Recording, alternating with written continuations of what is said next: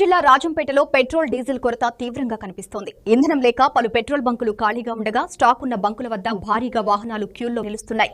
గంటల తరబడి లైన్లలో వేచి ఉండి వాహనదారులు పెట్రోల్ డీజిల్ పొందుతున్నారు.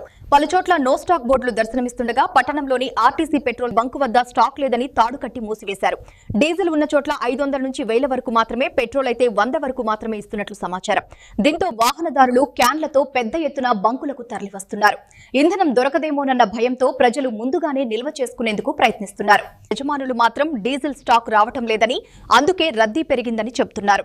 ఈ ఇంధన సంక్షోభం వాహనదారులకు తీవ్ర ఇబ్బందులు కలిగిస్తోంది.